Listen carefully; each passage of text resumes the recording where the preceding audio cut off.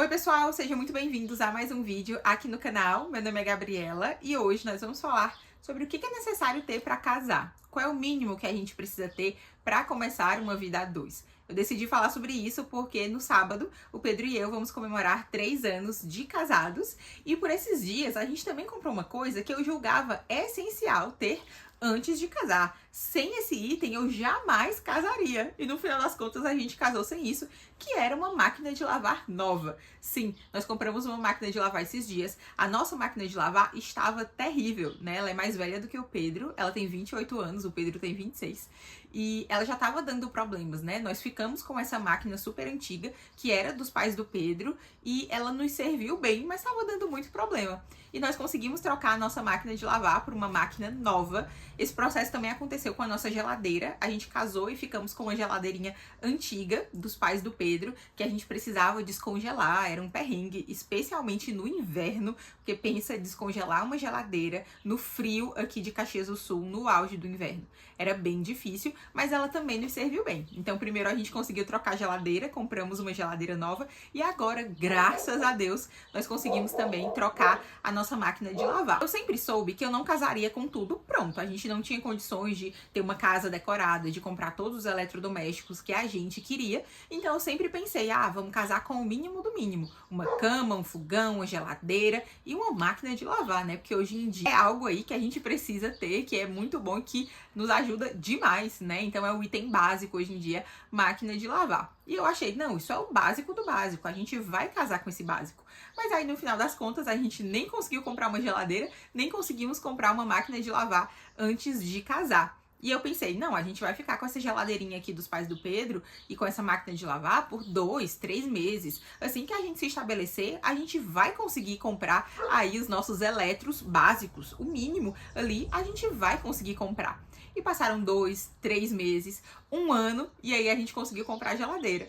E agora, quase 3 anos depois, nós conseguimos comprar a máquina de lavar. Então, até o básico, a gente não conseguiu casar com o básico. Agora, pergunta pra mim se eu trocaria esses 3 anos com uma máquina de lavar que não era tão boa, com uma geladeira que não era tão boa. Pergunta se eu ia querer ter adiado o início da minha família com o Pedro por causa disso. Hoje em dia, eu olho pra trás e vejo que essas coisas são muito pequenas. E olha que elas são básicas, né? Uma geladeira, uma máquina de lavar são coisas básicas. Então, até eu que achava que estava sendo ali super realista, querendo só o mínimo do mínimo do mínimo, eu não consegui casar com esse mínimo que eu julgava necessário e no final das contas era necessário, mas não foi algo que nos impediu de casar e eu dou graças a Deus por isso.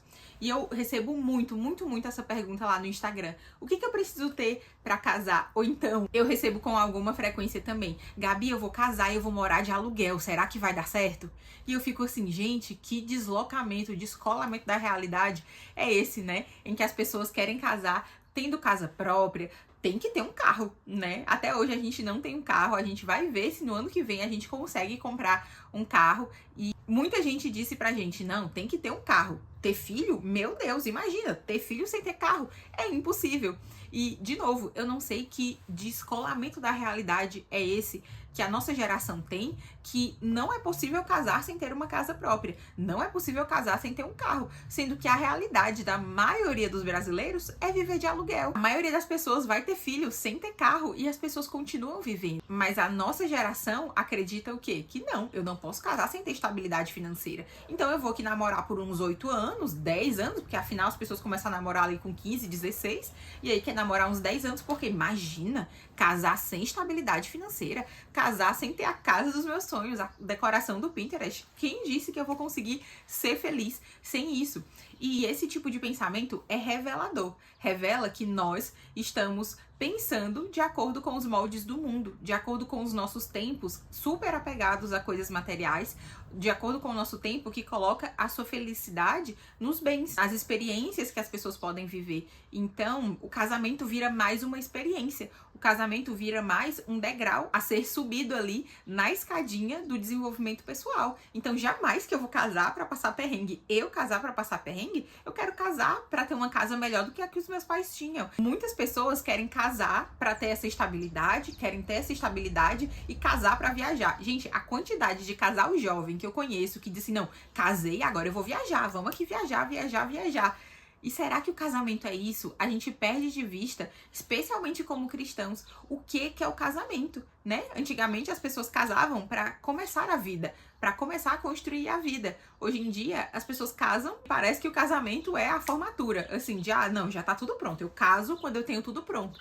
Não é o começo, né? Não é a matrícula o casamento, é a formatura. Se você for perguntar para as pessoas aí da geração passada que não eram ricas, né? Os ricos realmente sempre casaram com tudo. Elas vão rir da nossa cara quando a gente mostra a nossa pasta do Pinterest com tudo que a gente quer ter em casa. Quando a gente mostra a lista de lugares que a gente quer viajar depois que a gente casa. Então, percebe como isso parece uma pergunta trivial, mas ela revela muito do quanto nós estamos sendo moldados pelo mundo. O que é um casamento? O casamento existe para glorificar a Deus, o casamento existe para representar Cristo e a igreja, a união de Cristo com a igreja. O casamento existe também para a nossa felicidade, porque nós encontramos felicidade no casamento. O casamento existe para ser o começo de uma família, né? Tudo isso é casamento. O casamento existe para abençoar as pessoas, para abençoar a sociedade, para criar filhos, né? Tudo isso é casamento.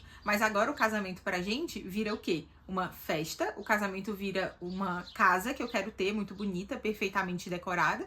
O casamento vira o quê? Agora eu tenho um parceiro para viajar comigo, né? Pra gente juntar aqui a nossa renda, juntar a nossa vida, não para glorificar a Deus, não para construir algo que glorifique a Deus, mas pra gente conhecer o mundo, né? Então, isso é muito sutil, sabe? Não, eu quero casar e pelo menos uns 5 anos sem ter filho, porque a gente precisa viajar, né? A gente precisa viajar.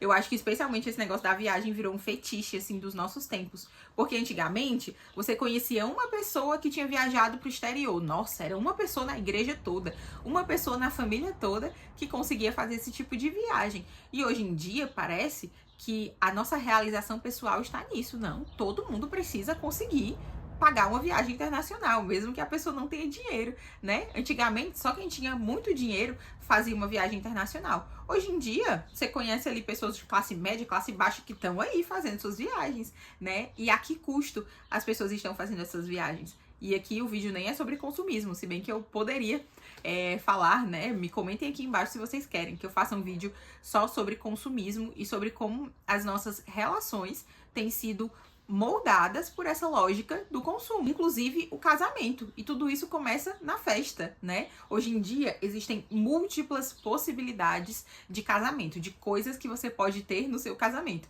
Teve uma vez que eu vi num casamento em Jericoacoara uma sereia num tanque, uma mulher vestida de sereia num tanque. E hoje em dia, esse é mais um dos itens, né? Esse é mais um dos itens que você pode adicionar à sua festa de casamento. Então, antigamente, cada um casava de acordo com aquilo que podia. Mas hoje não, todo mundo quer ter o casamento nos moldes das pessoas ricas, né? Com os mesmos pré-requisitos. E aí a gente vai adiando o casamento e toda a nossa noção de casamento começa aí, né? Já começa na festa. Ai, Gabi, eu não tenho tudo pra casar. Ai, eu não tenho a festa que eu quero ter. E, gente, desde quando a festa de casamento virou um pré-requisito pra gente ter um casamento saudável? Claro que você pode desejar ter uma festa legal de casamento, é um dia muito especial, você pode desejar tudo isso. Inclusive, vai sair um vídeo aqui no canal de coisas que eu gostaria de ter feito diferente na minha festa de casamento. Eu acho que vai ser muito legal gravar esse vídeo. Mas aí, quando a gente casa com essa mentalidade de consumo, a gente tem um choque de realidade muito grande quando nós, de fato, entramos no casamento.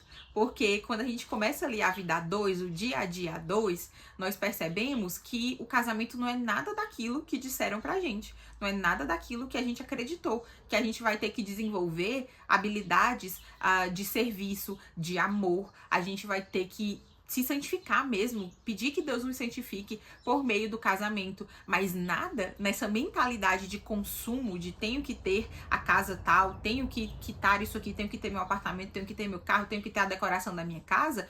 Nada disso diz respeito a esse molde de santificação, de serviço mútuo, de amor, de sacrifício que existe num casamento cristão, ou pelo menos que deveria existir num casamento cristão. Então, mais do que te dizer o que você precisa para casar, ou mais do que dizer que, olha, se você deseja ter tudo isso antes de casar, você tá errado, eu quero convidar vocês a voltar e a pensar o que é um casamento segundo a Bíblia. Porque quando a gente tem a mentalidade bíblica, quando nós somos moldados pelaquilo que Deus diz acerca do casamento, naturalmente muita coisa vai ser desnecessária, vai ficar ali na caixinha do desnecessário, do seria bom que nós tivéssemos isso, mas se nós não tivermos isso de início, a gente vai construindo. E esse processo é tão bom de ir construindo as coisas juntos, né? Quando a nossa máquina de lavar chegou, o Pedro e eu estávamos assim super, super, super felizes, porque a nossa não estava mais lavando a roupa direito, estava deixando mancha, as coisas, a lavanderia, né, o lugar onde a máquina ficava encharcado porque estava derramando água. Então, quando a gente comprou a nossa máquina de lavar nova, foi uma felicidade tão grande. E quando a gente vai construindo isso juntos, isso tem esse sabor, né? De nós estamos construindo a nossa vida juntos e a gente tem a vida inteira para construir isso. Então, às vezes a gente se preocupa tanto com essas coisas antes de casar e acaba não conversando antes de casar. Tem um vídeo aqui no canal em que eu falo de 6 assuntos que você deveria conversar com o seu pretendente ali antes de casar. Então, conversar sobre salvação, conversar sobre dinheiro, sobre fé, sobre filhos. Todas essas coisas deveriam ser conversadas antes. Isso facilita muito a vida quando a gente conversa sobre isso antes. Mas a gente quer o quê? Pensar nas coisas que a gente pode ter antes mesmo de casar. Então percebe como a nossa mentalidade, como essa mentalidade consumista, de consumo, entrou no meio da igreja e ela tem moldado o que a gente pensa sobre casamento. Por isso que as pessoas, graças a Deus, isso está revertendo um pouquinho, né, de passar a vida em namoros muito longos. Então a pessoa passa ali 8 anos namorando e, gente, isso não era pra ser normal. Tá vendo que um namoro deveria passar 8 anos, durar 8 anos, né? Porque as pessoas, não, eu ainda não tenho estabilidade suficiente pra casar, eu não quero sair aqui da casa dos meus pais, ou então eu só vou casar se eu tiver, quando eu alcançar tal. Eu já vi gente pensando, não, quando eu alcançar salário tal, eu caso. Gente, onde é que nós estamos com a cabeça, né? E se a gente for pensar em filhos, aí é que o negócio piora mesmo, né? Eu quero ter X, Y e Z antes de casar. E claro que eu vou ter que viajar, fazer pelo menos uma viagem internacional antes de ter filho. Eu preciso mobiliar minha casa do jeito que eu quero antes de ter filho. Eu preciso viver a experiência X, Y e Z antes de ter filho, né? Então a nossa concepção de família, os filhos que deveriam ser ali um fruto do casamento, que deveriam ser uma coroa, né, digamos assim, do casamento, eles não são mais, né? Porque eles são só mais uma lista ali nas experiências que eu quero ter e nas coisas que eu quero ter. Então os filhos vão vir antes da viagem à Disney, da viagem à Europa, do mochilão pela Europa, do intercâmbio, do móvel X, Y e Z. Então, a nossa mentalidade tem mudado bastante. E eu fico pensando muito também em como nós temos sido influenciados pelaquilo que a gente vê. Porque antigamente a gente via o casamento, sei lá, de estrelas da Globo, né? Atores famosos. E a gente via que a casa que aquela pessoa tinha, o casamento que aquela pessoa tinha, era realmente fora da realidade. A pessoa realmente casava com tudo, o casamento dela saía na revista e a gente tinha plena convicção de que a pessoa lá, a atriz da Globo, era diferente da gente, né? Que a gente não precisava daquilo tudo. E eu acho que hoje, com o movimento dos influenciadores, e eu tô aqui influenciando, né? Espero que seja para coisas melhores.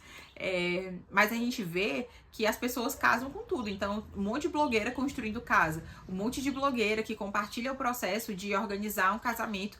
E como, via de regra, as influenciadoras parecem estar muito mais próximos de nós do que uma atriz da Globo, por exemplo, a gente acaba acreditando que a gente também precisa de tudo isso para casar, que a gente precisa de todo aquele checklist ali do diário da noiva para casar também. Sendo que a realidade da maioria das pessoas não é essa, mas a gente está sendo tão moldado também, além da lógica de consumo, a gente está sendo tão moldado pelaquilo que a gente consome na internet, que a gente acaba tendo novamente esse descolamento da realidade. Porque a realidade da maioria das pessoas é o quê? Trabalhar duro, conseguir as coisas com muito custo. E essas pessoas mostram que tudo é muito fácil. Então a pessoa tem ali o casamento dos sonhos, que contrata a sereia, bota num tanque para ser atração de casamento, que que tem duas bandas ali, que precisa ter música tal no casamento, né? E a gente acaba perdendo muito essa lógica, casando endividados. Eu realmente preciso fazer um vídeo sobre o consumismo. E aí, através desse partilhar, né, que era pra ser legal, eu mesmo gosto de ver muito conteúdo de casamento,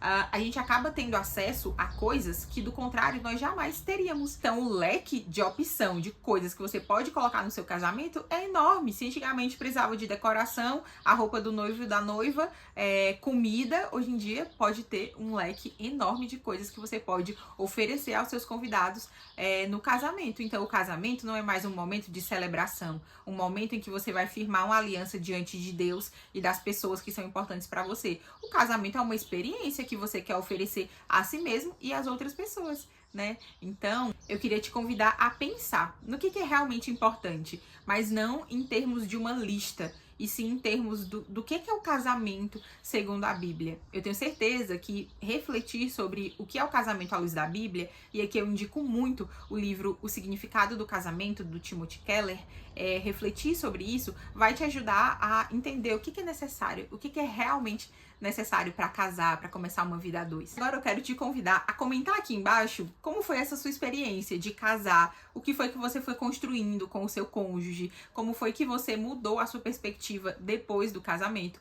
Porque eu, como eu disse no início, eu tinha a minha lista do básico do básico. E eu vi que foi o básico que eu consegui ter, mas não foi do jeito que eu gostaria antes do casamento, né? Não foi do jeito que eu pensava antes de casar, mas eu vejo como foi bom esse processo de construção. Então, se vocês quiserem contar a história de vocês, como foi que vocês foram construindo a vida a dois, eu acredito que vai ser muito encorajador para quem tá nessa jornada rumo ao casamento.